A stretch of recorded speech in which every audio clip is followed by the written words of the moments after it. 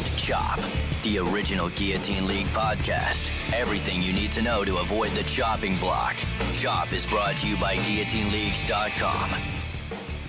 What's up, everyone? Welcome to another live draft stream edition of Chop. My name is Brian Johnson, co-host of Chop, the Guillotine League podcast. But this is not a podcast. We are live.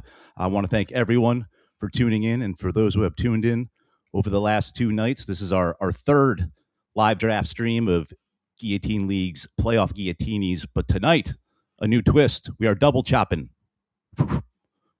Double chop leagues. That means 8 teams. More players drafted.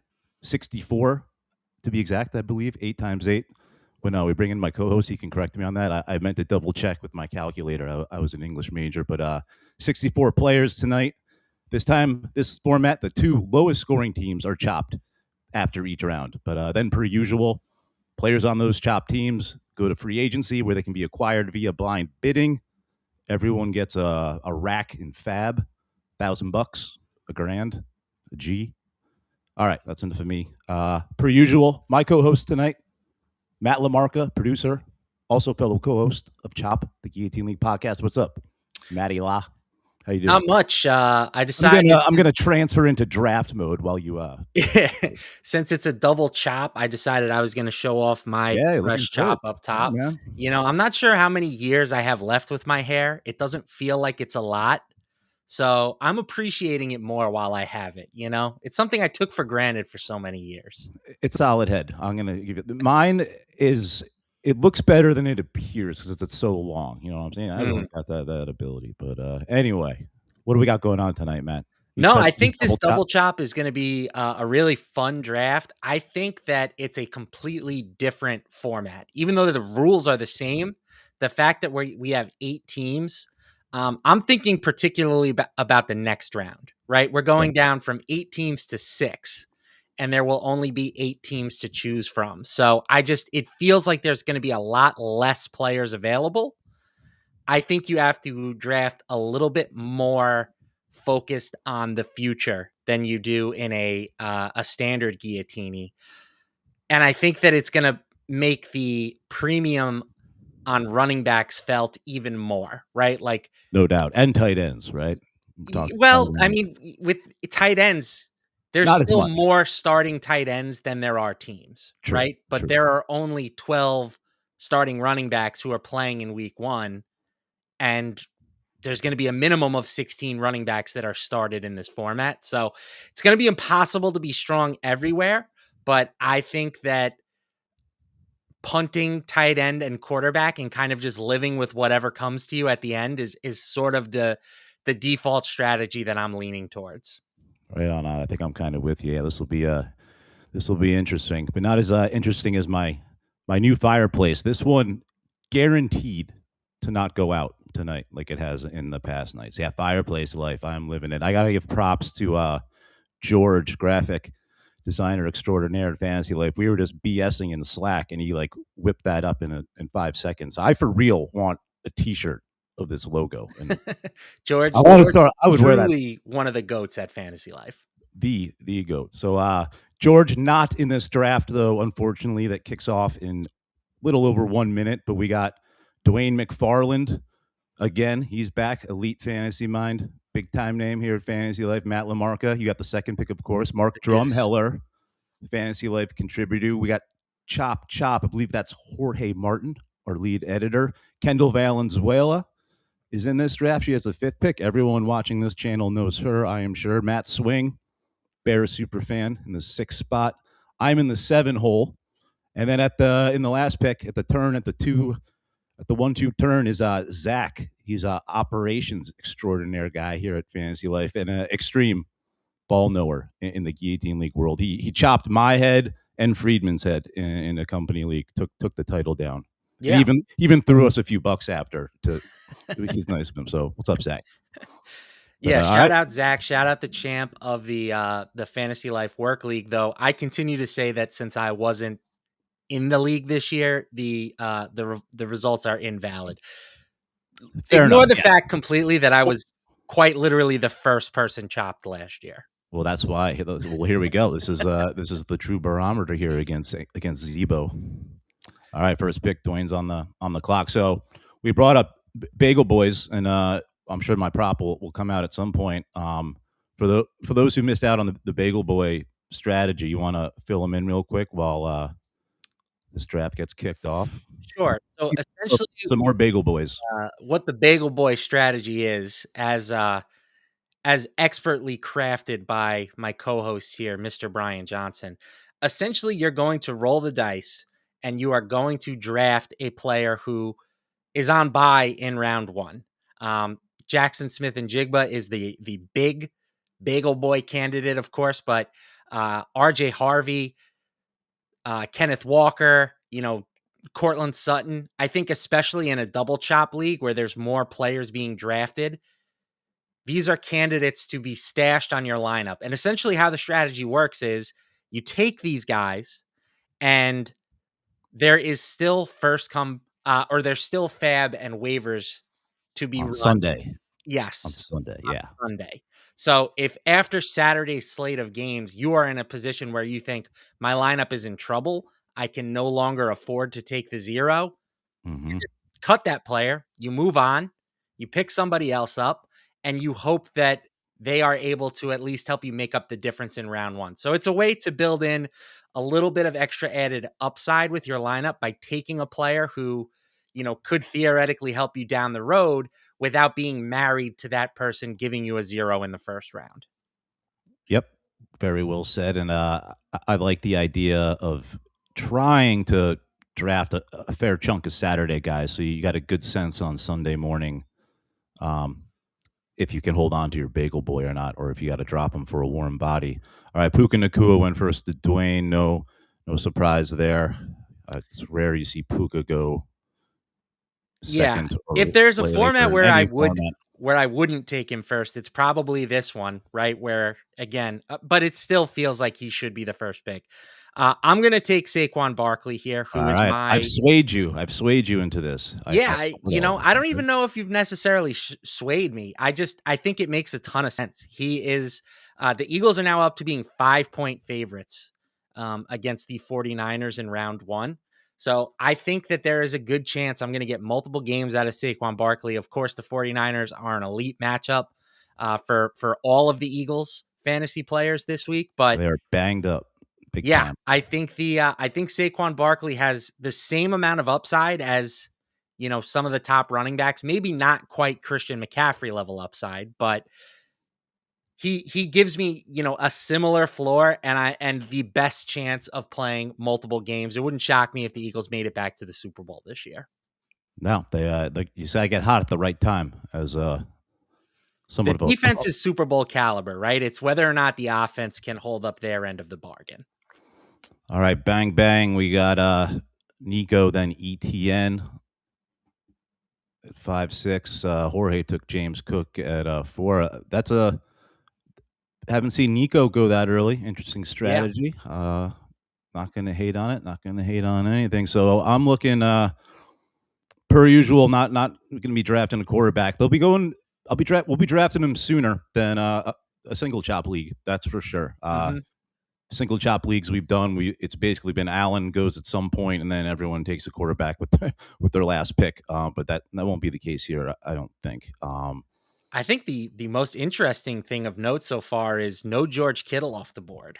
So that is true, and I'm certainly eyeing him right now. George Kittle, he'll go much. He's been going much earlier in this format as opposed to best ball, just because. Just a huge gap between he and other tight ends. But one guy is kind of closing that gap, and I know there's going to be some competition to get him tonight, but I'm not going to draft him here. So I'm looking running back. We've been banging the drum. Running backs, it gets thin pretty quick.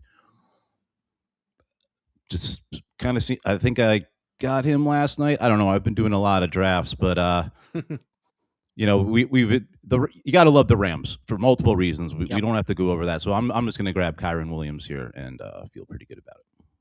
Yeah, I ended up with Kyren in the draft we did last night because I was at the 1-5 turn there, and I started with him and James Cook were my first two picks. So Kyron going a little bit later than that, not a ton later, but I don't think he's going to go after ETN in most drafts. But I know after speaking to Mr. Swing, who took ETN at 6th, he told me he's a big Jaguars guy. He thinks the Jaguars are going all the way to the Super Bowl this year to face the Chicago Bears. I'm sure. There goes Kittle. I know. It was Kittle or Williams for me. I'm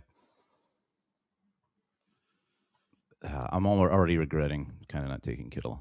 I hooked up Zebo there. He owes me. But all right, Jacobs, Kittle, solid picks again. Yep. Bears underdogs, but we don't weight the advancement possibilities as much here because you can replace players if their team is eliminated, unlike other formats, which is awesome. All right, I'm still eyeing the running backs here. Well, not said it before, said it again. Not a huge fan of loading up on one team early, but if it's going to be one, it's going to be the Rams. We've seen AJ Brown going before Adams the last 2 nights.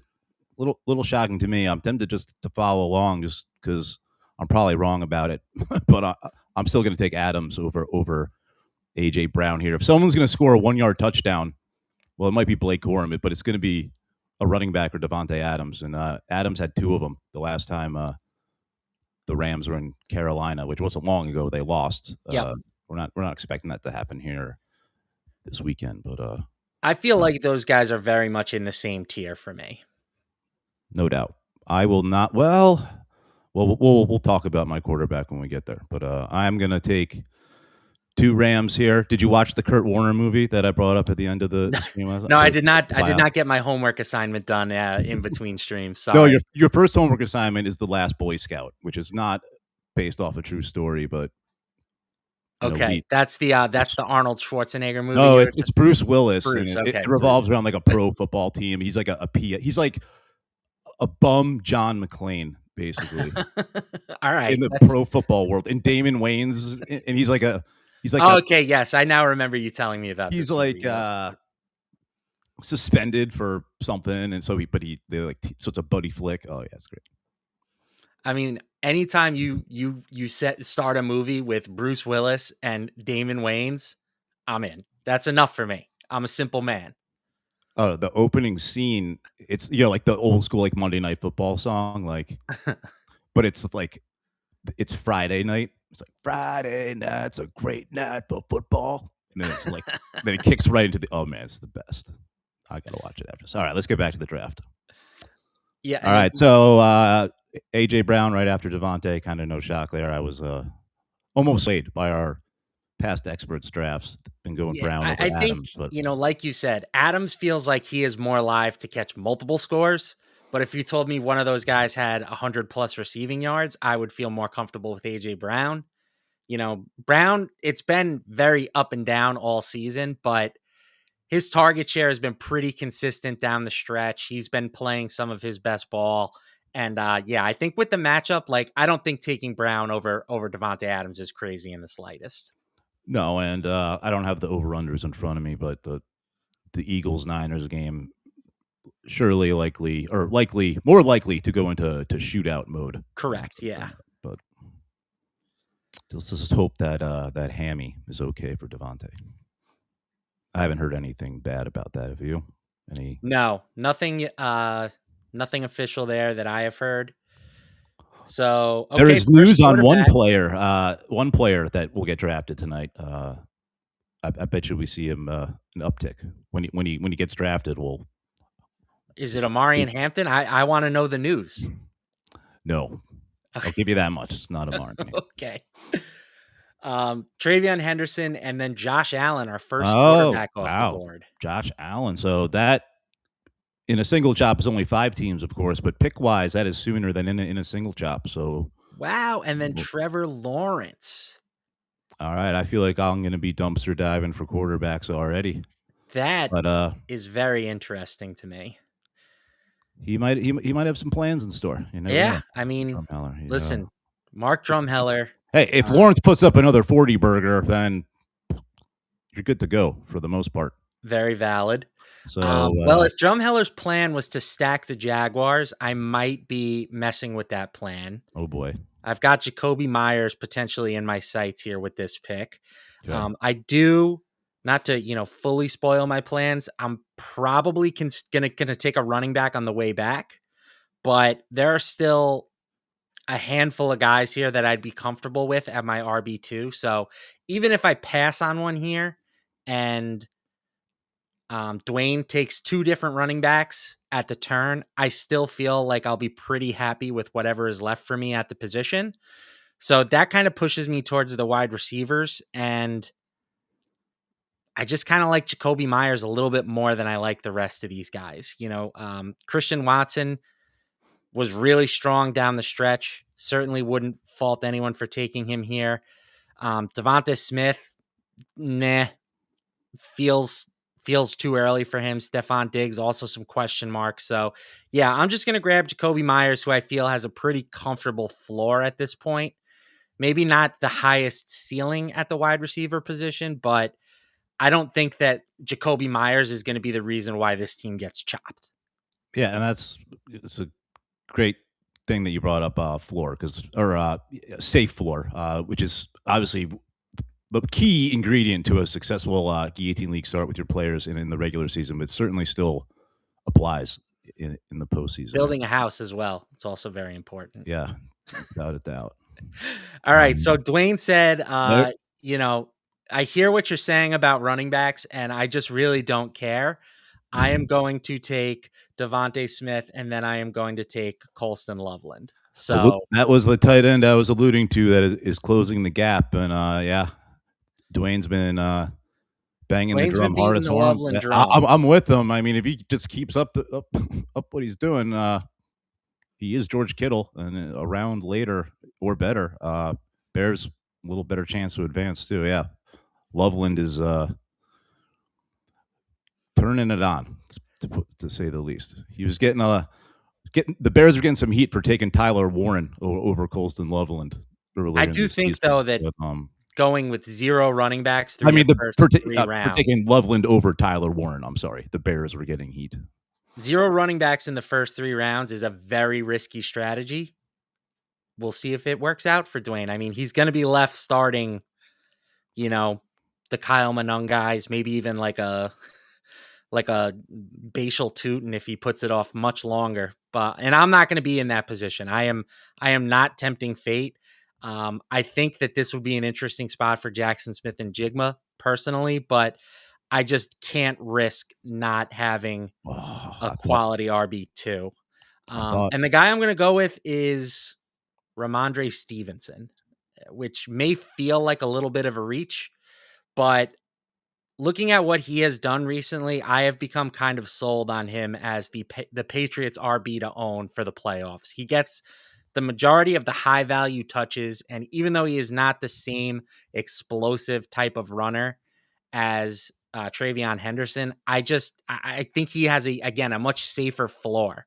I feel pretty comfortable he's going to get 10 plus PPR points on most games, where Henderson feels a bit more boom or bust to me. So in a format like this, when I don't need to necessarily be first, I just don't have to be last. I think that the skill set that Stevenson brings to the table is extremely valuable. And, Kenneth Gainwell, another running back who I would imagine is going to come off the board within the next round or two. Same type of profile in my eyes. You don't have to be second to last in this one, LaMarca. Don't forget that. True. But third to last. Stevenson is the guy the Patriots trust and pass pro. That's for sure. They like him in the 2-minute drill and passing downs, and certainly capable on the ground. Yeah, he could. It was a Stevenson game in Week 18. It wasn't a Henderson game. That could be the case again.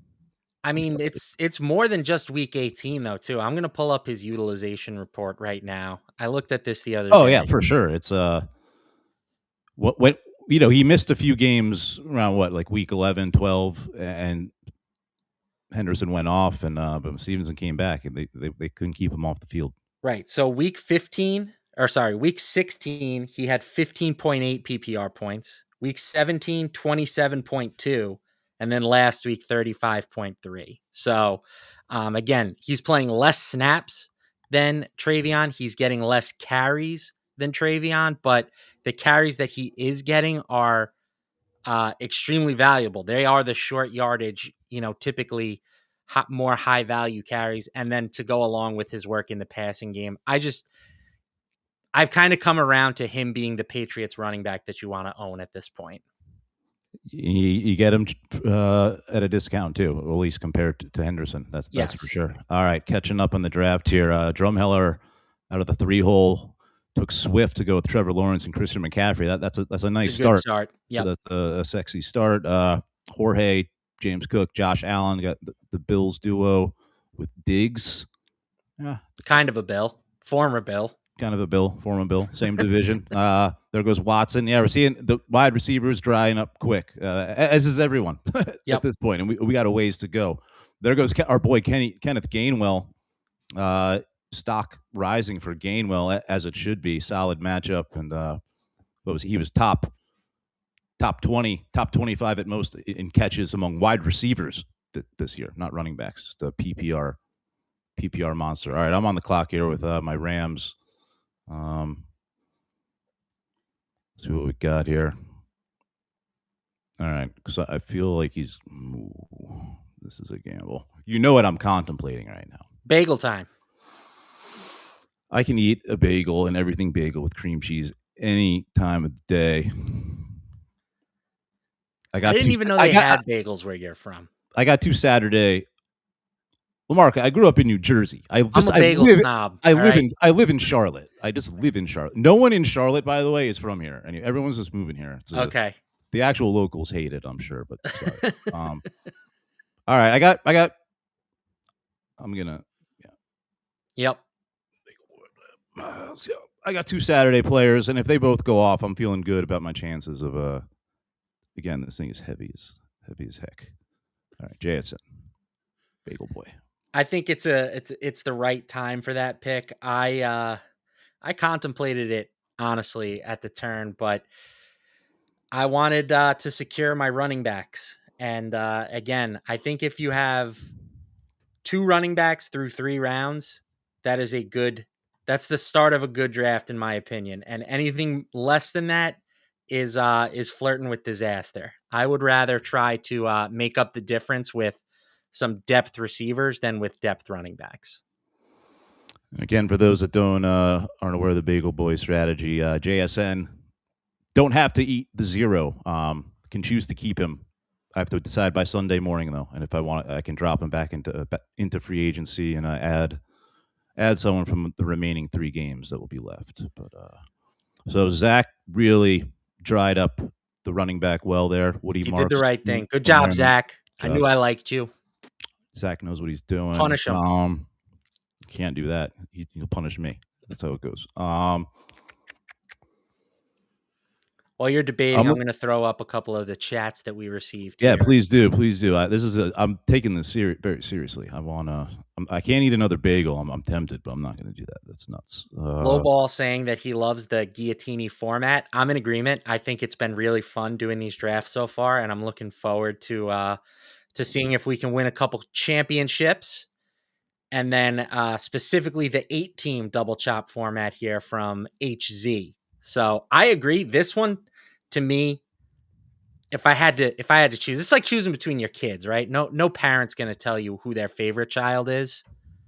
I think I might lean towards the 8-team double chop format. It just feels like there's more players being drafted. It feels like a more representative look at the teams that have made it to the postseason. Like in the 5-team single chop, you can kind of ignore a bunch of players. You don't really have that luxury in this format. You kind of have to do your homework on everybody. No doubt. I'm going to just take Kenneth Gainwell light here, even though he's the starter, taking Jaylen Warren. Yeah, and completely reasonable. For those watching, you can try both single chop, double chops, guillotineleagues.com, paid and public leagues, paid and free leagues. I'm sorry. Both are public. Paid public leagues, 100% of the prize pool returned to winners. Pretty dope. Very dope. No rake is great. Find that elsewhere. All right. So after I took Warren, giving me JSN, I'm in a hole right now with Adams and Williams. Swing takes Juwan Jennings. He's got Jennings, Gainwell, AJ Brown, Travis Etienne. Liking that start. Another start from Matt Swing that I am thoroughly in agreement with. Me and Swing have been seeing eye to eye on a lot during these drafts, which is either good news for him or terrible news for him. All right, Kendall's on the clock. Now she just got off, but Nico Collins, Travion Henderson, Christian Watson, Luther Burden. Yeah, Luther Burden, the first. Well, technically, Loveland's the first receiver we've been seeing, but Luther Burden left for dead to start the season, labeled the bust, came on strong. Yeah, and it's just kind of the thing that we see from a lot of different rookies, right? You know, it was a slow burn. He earned more responsibilities as the year progressed, and then when he finally got the injury to Roma Dunze ahead of him, he kind of took off. So yeah, I think he's probably the Bears receiver to own at this point heading into the playoffs. It wouldn't shock me if he just doesn't give back that job, really. So Blake Corum just went to Jorge. If I didn't have Devontae Adams, because I already have Kyron Williams, I would have, right after I took Kyron Williams, I was already thinking, like, would it make sense if he fell far enough if I took just both Rams running backs and just pray they run the ball 30+ times? Yeah, I don't know. That feels extremely risky. But that being said, I do like Corum. I like the, Corum, the potential game script for him here. So can't really knock it. So many of these backfields, the backup can outshine the starter. Patriots, Seahawks, Rams, Steelers, all of them. It's wild. Not the 49ers though, or the Eagles. So I'm looking now for a receiver. You know, I have two running backs. I have one receiver in Jacoby Myers, and it really comes down to which one of these guys do I like the most. Parker Washington was the player that fit that description for me, but Drumheller snagged him at 4.6. It wouldn't have been a pick that I was necessarily looking to make anyway, since I already have Jacoby Myers, but it does mean that it's one less option. I'm going to take another guy that I've already taken in one of these things. I'm going to take Tet McMillan here for Carolina. We just talked about the Rams and how there's a chance that they just boat race the Panthers. Even if they don't, McMillan should be fine for the week. Like he's going to have his opportunity to get, 8+ targets, I would say. And he's always a threat to potentially rip off a long one. So I'll take my chances with Tet. As I've said many times with him, I'm only expecting one game. I don't think that they're pulling off the upset this week, but survive and advance, right? And I think that he is the player that is going to help me survive and advance the most out of the remaining wide receivers. Yeah, Tet's a perfect. Well, you're not supposed to call him Tet. His mom gets mad. It's T-Mac or Tetaroa. Okay. T-Mac. I'm always afraid that I'm going to pronounce it wrong. Yeah, so just go with T-Mac. I got over it. I was like, no, that's Tracy McGrady. You know, we're old heads, but no. Well, that's what my dad always says about LT. You know, it's like you can't call a Danian Tomlinson LT. That's Lawrence Taylor. See, that proves I'm much older because I felt like right in the middle of that one. Okay. Yeah, my dad's also diehard Giants fan, so somehow I ended up going on the opposite direction and being a Jets fan, which, yeah, I've been making good decisions since birth. Dwayne, Panther to Panther. Goes Rico Dowdle. Monungai takes care of his running back woes. I like those two to fill those holes. That's nice. But yeah, I was going to say about T-Mac, you see him go later in best ball just because most people don't expect the Panthers to win. Mm-hmm. But yeah, we don't care as much here. And yeah, receiver, again, I'm looking at the receiver position. It does feel pretty dry, but I still think I would rather have these guys than the running backs that are going in this range. So I'm going to take Ladd McConkey. Awful stretch run for Ladd. Just very, very minimal production, but he's still the number one option in Los Angeles. Hopefully a little bit of rest for Justin Herbert this week. Maybe he gets back to playing some better football. I still think, he's the guy that figures to lead the team from the receiver position in fantasy scoring. And again, another guy that I think, even though we haven't seen it necessarily of late, I think he has a pretty safe floor. No doubt. And he probably won't draw the Christian Gonzalez treatment. Yeah. Probably QJ gets that. Jerome Heller goes Goddard. We're liking Goddard more. That San Francisco matchup is juicy. They've been giving it up to tight ends. Not so much against Seattle in Week 18, but the 3 games before that, it was 6 catches, 8 catches, 9 catches collectively by the tight end rooms against the Niners, who are even more banged up now. So, and then Shakir was the following pick, and that was kind of the person I was debating Ladd McConkey with. So I'm curious, do you have thoughts one way or the other on those guys? I mean, Shakir, the team is a little bit better, right? They're implied for more points this week.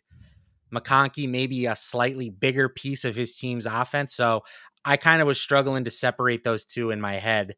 Do you have a stance one way or the other? Like you said, like 4 or 5 weeks ago, it would have been Ladd McConkey, of course, but been a brutal stretch. But he still feels like he has the safer floor this week and the equivocal ceilings for McConkey and Shakir, I would say. Yeah, I think he made the right pick there. So Jorge's loaded up on his Bills. He's got 3 now. Now he has a true stack. True stack of Bills, multiple Bills. No, single pancake Bills here. Yeah, no 2. Again, 2 is not a stack. That's not a stack. Please put 1 more on there. Yeah. So again, stack. 5 is a Voltron stack. That's what I call it.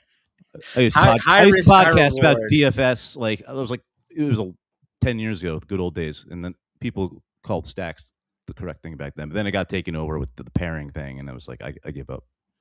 This is my last ditch effort to save the stack, but it's gone. It's long gone. I'm not sure it's going to work, buddy. No, it's long gone. I know, but I'll die on this hill. All right, and QB number 3, Kendall goes with Matthew Stafford, who gotta love naked Stafford. Naked meaning not pairing him with anyone. Right. That's like the best way. Almost. Yeah, it's a solid pick there. Oh boy, there goes Hurts. Am I going to start a run here? Zebo does not have a quarterback yet. Quarterbacks are left. I'm still seeing. So the one quarterback I feel like maybe has Bagel Boy potential is Knicks, right? That would be in the last round, and you really need to have a good idea. You need a lot of Saturday players in pocket. I'm certainly not taking him here, but maybe I'll get real crazy later. Hard pass on Bagel Knicks. So I got Bagel JSN. I definitely need another wide receiver because I don't want to be stuck with needing only a wide receiver on Sunday. I want to be able to add a flex player. So taking a look there right now. And you know what? I alluded to him earlier. Good news out. We talked about him last night. I said I didn't trust the situation or the injury, but they said he's good to go. So I got to boost my portfolio with some Rome Odunze. Yeah, if he's healthy, this could end up being a real. He is off the injury report from what I saw. I really hope that wasn't like a fake account, but I will be in trouble if he's not though. Yeah, I mean, I've been tentatively expecting him to play. I think that there's a good chance that was a real report. I haven't seen it because I've been just like in the lab writing all day. And Ooh. if I don't like disconnect myself from the outside world, I get too distracted. So I've been in like my little isolation bubble before now. We'll check on it in a minute. And if I was wrong, stream is ending. Draft over. All right, I'm back on the clock. Zebo handcuffs his Omari and Hampton pick with Kamani Vidal. Smart move. Hampton ruled out. Just drop him. Yep. On Sunday. Great move, Zach. I knew I should invite Zach to this draft. But And then people need to know another about quarterback. Zach. So we're up to 5 QBs off the board, I believe. All right, thank you for doing that math. 3 to go. So I'm gonna look. So there are 4 quarterbacks I can live with. Yes, and I am confirming right now there are Rome Odunze off the injury report will play Saturday versus the Packers. All right, feeling much better. All right, tight end is dicey, and I've addressed tight end much earlier in single chop. All right, I love him. I've said it. Loved the matchup. Love he's a playoff vet. Dalton Schultz. Big Dalton. Steelers against tight ends recently. Let's revisit. It's for the season, it's the 3rd most fantasy points allowed to the position. Yeah, that's a lot of. They are top 5 essentially in the most catches, yards, touchdowns allowed. Yeah, and Schultz is, I think pretty clear-cut number 2 option on his team. I mean, I know they've got certainly going to be focused on Nico. The Steelers weren't very focused on Zay Flowers though at the end of that game. Well, they might have been focused. They just might not have been very good at it. Yeah. Yeah, the Steelers have had defensive problems all year because it's not just tight ends that have killed them. It's 3rd most fantasy points per game to quarterbacks, 7th most fantasy points per game to receivers. Really, running backs is the only position that hasn't smashed against them this season. So I think the Texans could be a little bit undervalued. I like them to win that matchup. I like them to then potentially go on a run. I wrote about that for a playoff best ball strategy guide that came out yesterday. And I had 3 undervalued teams. I had the Jaguars, the Texans, and the Eagles those were my 3 picks. So anybody loading up on one of those 3, you're not going to hear any pushback from me. All right, right on. Yeah, I think we're not done drafting Texans just yet. There's at least 2 I foresee getting picked. All right, catching up here. Swing, Romeo Dobbs. I respect Swing, Bears super fan, but he will draft Packers. You can't have that mentality in fantasy sports. I won't draft a player from a team I don't like. Find another hobby. You gotta make that emotional hedge. And then DK Metcalf. So against that vaunted Texans secondary. Any other matchup, we would be seeing DK going a couple rounds earlier, I would think. Maybe not the Patriots, but and there is Kayshon Boutte. So I am now back on the clock, and I've got an interesting decision here to make. I'm thinking about joining you on the Bagel Boy squad, to be 100% honest. I'm kind of surprised we haven't seen a few more Bagel players come off the board yet, but again, it's a risky strategy, right? Like if you have to drop them, you're playing with a replacement level player. That said, we're late enough now that I feel pretty comfortable that the replacement level guy isn't going to be that much worse than the player I would have drafted, right? Correct. Like if I was sticking at receiver here, I would be picking probably Ricky Pearsall, maybe Jaden Reed, but it's not like a guy that I feel like is going to be a true difference maker. If I have to go and dive into the wide receiver position on Saturday night, Sunday morning, so be it. I'll live with what's there. I have stated that I think RJ Harvey is the 2nd best Bagel player. Yep. I took him last night in a 5-teamer in the last round. I didn't have JSN in that one, but yeah, if I didn't have a Bagel Boy already, I would have taken Harvey at this point. So I love that pick. Then Brock Purdy comes off the board as QB number 6.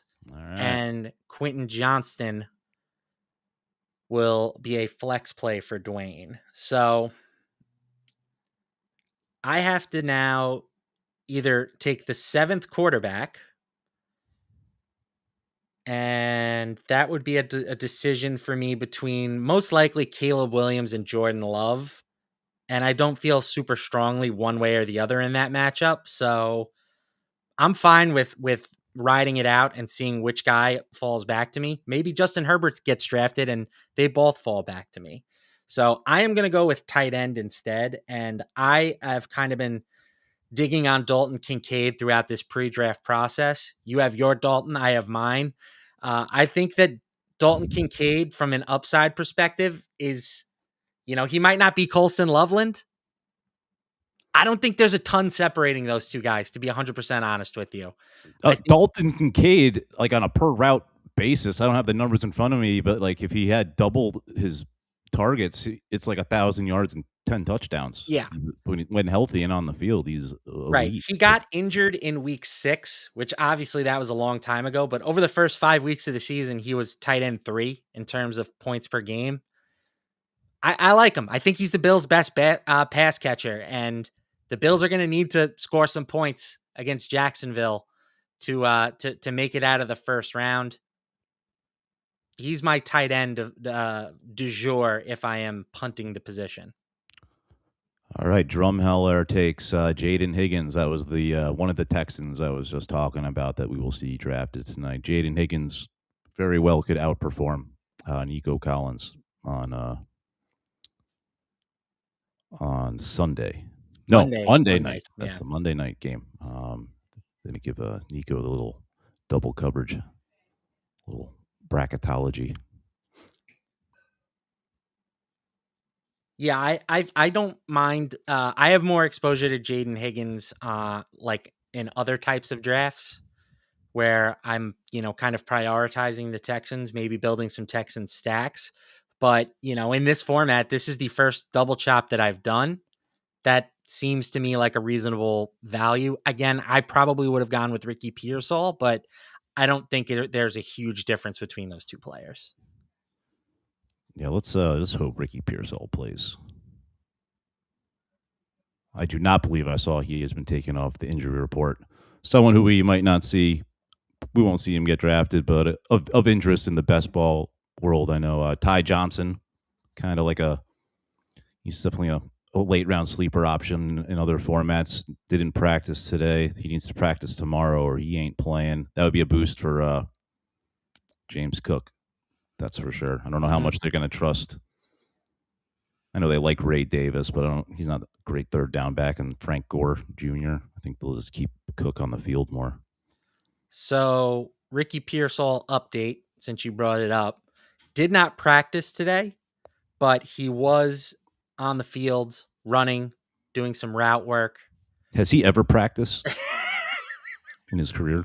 I know there was a very unfortunate incident to start it. I'm not trying to make light of that. No, I mean, that does. I saw on Twitter earlier this season, it was like Ricky Pearsall missed 4 weeks after being stabbed and shot and missed 6 weeks with a hamstring injury. And somebody was like, have they tried shooting the hamstring? Oh boy. All right. I'm down to my last 2 picks coming up. I need my quarterback and a flex player. I got my receivers filled with JSN now in my flex. He's my bagel boy, of course. Not taking quarterback. Zach's already got his quarterback, so hopefully out there, everyone watching, don't do something like that if you see that at the turn or coming up. You know what? I've been trying to get more exposure to this guy in other formats. I had to give shout out to my boy Thor Nystrom. He was on him initially as an undrafted free agent last year. Said like he wrote about him like one of the top gets for anyone. The Panthers went out and grabbed him. I used to walk around the Panther Stadium last year a lot with my dog. I lived nearby, and you would see staffers around there and stuff because they like practice there too. It's really bizarre. They don't have like a facility. They're just like walking around, and I would tell them when they got Coker, I'm like, you got a good one, and I would keep telling this one guy that, and then he made the team, and I'm like, I'm surprised they haven't hired me yet. But that was all that credit goes to Thor. But I'm taking Jalen Coker. Saturday guy bakes into my bagel boy strategy. Give me a better idea. And hey, Jalen Coker been coming on strong. He's Xavier Leggett, nobody at this point. So I'll take Coker, who, by the way, in that game against the Rams in week. Come on, internet, don't get slow on me now. You always do. Against the Rams at home, as this game is in week 13, 4 catches, 74 yards, and a touchdown. Cokeheads. Loving that. Yeah, unfortunate nickname. He's embraced it. Yeah, it's about Coca-Cola, I thought. Still, haven't you heard Coca-Cola is not good for you? You better hope they're not a sponsor of this show. Come on now. Just because I say something isn't good for you doesn't mean I'm not drinking it. This is the zero sugar variety, though. It's delicious. I feel it tastes pretty similar to the OG with no sugar. How can you go wrong? It's enough Coke talk. All right. Get at me, Coca-Cola. All right, Zebo, DJ Moore, Pop Douglas. Yeah, we're getting that deep. Rounds out his team. We'll look at everyone's roster once we're done here. All right, quarterback time. Who we got left? Caleb. I just feel like the Bears want to run more than throw, but Caleb can run as well. He's in the mix. I don't have a lot of choices here. Herbert, I'm not going to go there. Jordan Love. I'm going to go. We like the matchup for the pass game for the Texans, and I need some upside if I am to keep my bagel boy JSN. So I'm going to. I'm not stacking CJ Stroud with Dalton Schultz. I am Batman and Robining him. Dynamic duo. Shaq and Kobe. CJ Stroud. No, man, I was a big Timberwolves fan, and I just like Shaq and Kobe. So, like Garnett and Sam Cassell? Oh, yeah. And Spreewell, of course. I was at that game 7 against the Kings. I think more of Wally Zerbiak. I try not to think. To me, Spreewell's a Nick. We can't let this go off the rails, but the Timberwolves could have drafted Sean Marion over Wally Zerbiak, and I never forgave him for that. That's more in the weeds than I was willing to go. That's basically when my basketball knowledge stops too. Is back then too. So don't worry, I'm not going to keep talking hoop. Last round here. So everybody's going to be rounding out their teams. All right, who needs what? I want to predict who's going to get picked here. All right. Will there be another bagel boy? Sutton was a guy we kind of identified yesterday as a potential one in the last round of a 5-teamer. I don't hate it if someone wants to go Sutton here. So he's not elite, but go ahead. Swing is looking for a flex. He can go in any real direction here with his last pick. Kendall needs a tight end. Rondé Gadsden. I'm sure Kendall was considering him. So Swing went tight end in the flex, eh? Yes. I like that. Deplete the pool. Yeah. And it's pretty shallow here for all players. Yep. Jorge is also looking for a tight end. I thought it's not over yet. I thought maybe you just can't go Kenneth Walker as a bagel boy, right? Just because Zach Charbonnet is just too much of a threat. Like, it's not worth it. Yeah. At this point, it seems like the bagel strategy has not caught on, Brian. I mean, we're the only two to really embrace it so far. Hunter Henry goes to Kendall. That's actually great value. Yeah, I don't mind that at all. After Jorge takes a tight end, Mark Drumheller is looking for just any flex. I need a quarterback. Gonna rub the bagel. Give us one more. Dwayne also is looking for a flex. The over-under was 2.5 bagel boys. I took it. Oh, I would have smashed the over. I would have thought for sure that Sutton would have got in the mix in a double chop. But are you just teasing us because you still got a pick left? Yeah, but I need a quarterback. Okay, yeah, he doesn't play quarterback. Yeah, so no, as I kind of talked about it on my last go around, I'm looking at either Caleb Williams or Jordan Love Do you know is Toyota-thon still going on? I don't know. Jaden Reed by Drumheller fills out his flex. Not a bagel boy. Not yet, at least. Reed has posted some bagels while playing. So I am gonna base this pick solely off of the betting markets, which I kind of can't believe that the Packers are favorites at the moment. And not only that, they're getting like sharp activity in the betting markets. So Jordan Love, kind of that pushes him over Caleb Williams for me. I mean, Williams is the better fantasy player. There's no doubt about it. He offers more with his legs. So you're worried about advancing with this? No, I'm worried about the Bears not being able to score enough points. Right? Like typically, whichever team wins scores more points. I don't know. Swing is fuming right now. I'm just saying, swing. They're the markets. The markets dictate this stuff, not me. So yeah, I'm gonna take Jordan Love, and if it goes wrong, then I can just blame the quote unquote sharps who bet on the Packers that forced me into that decision. Dwayne, he took Keenan out. He had a flex spot. I'm not saying he should have. I was going to say there's one more shot for the bagel. Yeah, just two bagel boys. All right. Well, we'll see how our bagel boys do. All right, let's take a look at some teams here. So this was Dwayne from the one spot.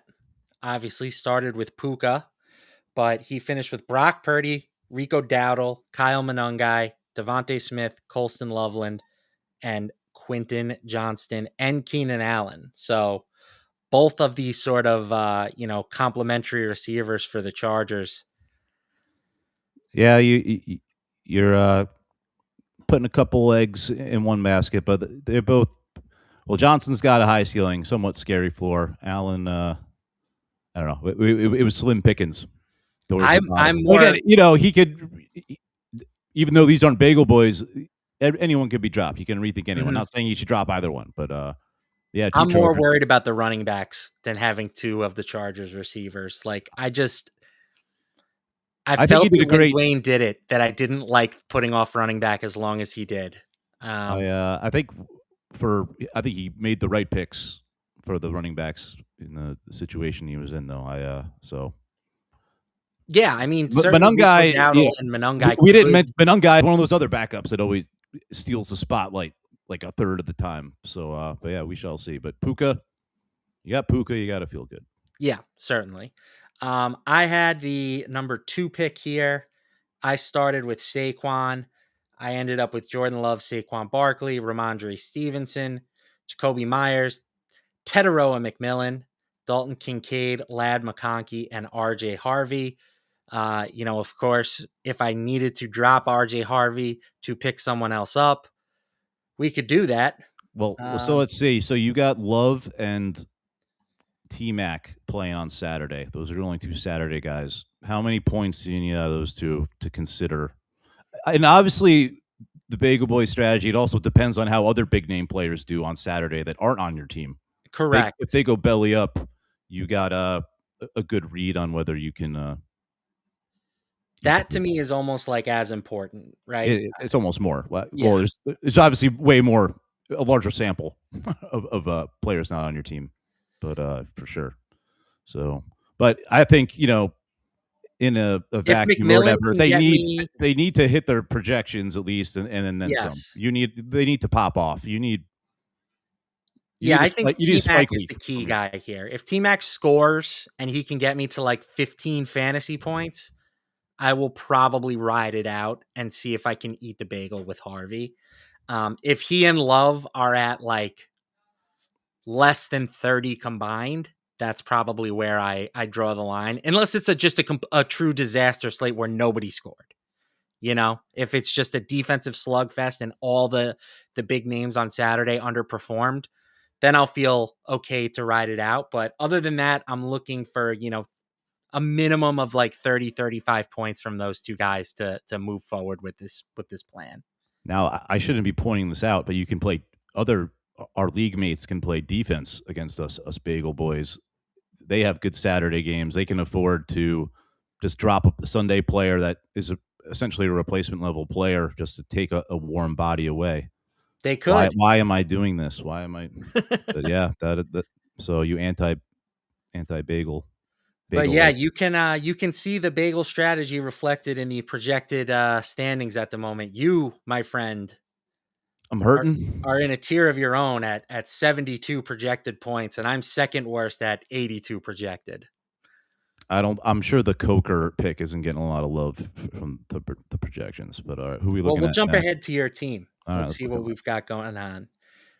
You've got a 0 from Rome at the moment. That's the reason why your projection is so low. That will be changed, of course. That will be updated. We'll get that fixed. You've got C.J. Stroud, Kyron Williams, Jalen Warren, Devontae Adams, Jackson Smith and Jigba, Dalton Schultz, Roma Dunze, and Jalen Coker. Yeah, Jalen Coker, 8.5 projection. That feels good enough. You add in something like 9 to 10 points for a Dunze, and yeah, you're right next to me in the standings. So, and obviously I will be moving JSN into my flex, giving me more options on Sunday if I leave him in a wide receiver spot. Correct. That is the correct play. So if your roster looks like this, be sure to do the same. At the top of the projected standings, but as you can see here, it's like super tight. The top team is at 98. And every team with 8 full bodies at the moment has at least 90. So we're talking really tight margins. Drumheller had the 3rd pick. He immediately snapped up Christian McCaffrey when I passed on him with the number 2 pick. He's got T-Law, McCaffrey, DeAndre Swift, Parker Washington, Kayshon Boutte, Dallas Goedert, Jaden Higgins, and Jaden Reed. Jaden Reed was a really nice value for where he went, I thought. Yeah, he feels like he's I kind of made a joke that he scored zeros in the past. I don't think that's going to happen this week. He feels like he's got a pretty safe 4 or 5 catch floor, which is all you need out of a last round pick. Yeah, I like if Washington, scores, has a big game. I like this team to advance. I think Goddard's going to have a good game. He's been growing on me. Mm-hmm. Seems like he's been sliding for some reason. Swing projected in the number 2 spot right now. He picked 6th, I believe. Jalen Hurts at quarterback, Travis Etienne, Kenneth Gainwell, A.J. Brown, Jawan Jennings, Brenton Strange, Romeo Dobbs, and then the double tight end strategy with Oronde Gadsden. I love it. Gadsden has essentially been a wide receiver for the most part. He's essentially been an offensive lineman for. When before who was out, when Johnson was out, he was essentially a wide receiver. But yeah, he's been kind of. It's more that they've been down, Joe Alt recently, which has required Gadsden to do a more blocking, which has really hurt his numbers. But certainly, I think Joe Alt is trending towards playing for the Chargers, which would be a big development. I meant to clarify skill set of a wide receiver. Yes. Yeah, his role has gotten correct, gross, sadly. So yeah, if the Chargers offensive line can hold up a little bit better than we've seen down the stretch, which is another reason why I think the passing attack has just kind of gone to shambles. That would be a pretty big development. So that's something to keep an eye on. I like Swing's team, though. He'll be in trouble if this is just a huge Saquon game. And, Hurts and A.J. Brown are bystanders in this one. But if that doesn't happen, I like this team. We hit on Dwayne's team. Kendall had the number 5 pick and went Nico Collins in the first round, which honestly, I didn't hate. She got her guy. I don't mind. We've talked about running backs and how I think having the good running backs is kind of important in this format, but I think Nico Collins is the number 2 receiver for me heading into this week. Wow. Well, there you go. Then that was a very justifiable pick. But yeah, it's always nice having players in the hammer game, the last game on the slate. Nico qualifies. Rest of the team, Stafford. And I remember Kendall got Hunter Henry way late. Very late, yes. Stafford, I think Henry went after Gadsden, did he not? I think he did. Yeah. Henry was her last pick. So. Right, but Oronde Gadsden went right before that, I believe. Correct. Yes. Yeah, I would have taken Henry over Gadsden, but rest of the team: Chuba Hubbard, Christian Watson, Luther Burden, and then Brian Thomas. Big wild card, Brian Thomas. Big time, but he could be an unintentional bagel boy. Chuba Hubbard he's interesting because he is more of the third down back, and if the Panthers do fall behind as expected, we could see more Chuba than Rico. So Chuba is a good value pick in these double chops because he'll probably get 4 or 5 targets, I would think. Eight to 10 carries, but we'll see. Jorge started with he's got the full Bills team. He's got Josh Allen, James Cook, and Khalil Shakir, Blake Corum, Stephon Diggs, Tyler Higbee, DK Metcalf, and Bashal Tutin. I love you, Jorge, but us bagel boys are looking at your team, I think. But hey. Tutin scares me. Tutin came back in week 18, maybe week 17, but week 18, they put him right back in there. Like, I don't have the utilization report in front of me, but I recall watching the game, rooting for Travis Etienne, and Tutin was on the field more than I wanted to. So I could be way wrong here. The Jaguars did win that game by like 40 points. That's true. But Tutin, 26% snap share, 26% rushing attempt share. Not as high, but he'll be touching that 30%. Probably in this one, but DK again, brutal matchup, but he's going to be motivated. One would think he'll be ready to play. And then just keep your back turned to the stands. Keep your head on the swivel if you're in the stands. No, the blinders on, man. All right. And then rounding things out with the reigning Fantasy Life regular season champion, Drake May at quarterback for Mr. Zach, Josh Jacobs, Woody Mark, DJ Moore, Demario Douglas, George Kittle, Amarian Hampton, and Kamani Vidal. So do you think he enters Sunday with both Chargers running backs, or does he drop Vidal assuming that Hampton gets played? I think it's kind of close one way or the other, either way. Like, Vidal is probably just as good as whoever you might pick up to replace him at this point. Well, if Hampton's out, Vidal is like the steal of the draft. Sure. Where he got drafted. But if Hampton's good to go, I would be dropping Vidal. I don't think you can play both the Chargers running backs in this matchup. Right. And we'll take a look at the available flex options. I kind of hit this earlier. But Colby Parkinson at tight end, 8.42 projected points. Pat Freiermuth could be sneaky in the tight end discussion. He's at 7.25. If we have to fill our bagel holes, we'll be looking at tight ends. Yeah, sure. Looks like it.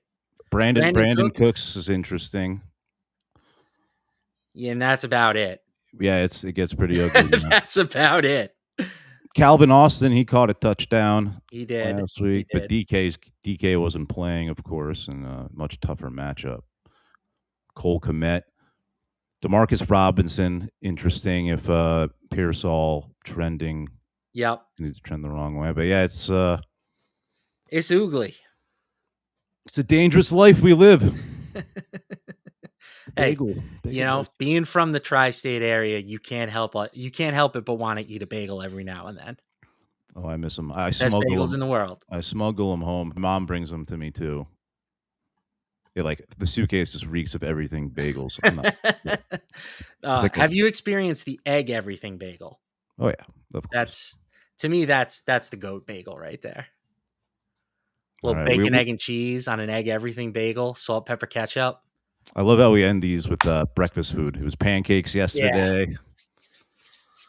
I may have to become a literal bagel boy tomorrow morning. I'm just salivating over here now. I'll be jealous if you bring it. Don't do it to me. Okay, I won't. I would never eat it on camera in front of you. Don't eat in front of camera in front of anyone, I would say. All right, LaMarca, thank you again for joining me. Good times. Hope people out there watching, thank you again. Hope you had fun. We'll be doing one more tomorrow. Tomorrow, 11 a.m. Eastern, I believe. Yes. Matthew Friedman will be back joining us. So we'll the three-man draft. I think it's single chop, but maybe we should do a double chop. We'll figure that out. I feel like if we've got 3 people here, we might as well do we'll the see if we can fill it before tomorrow morning.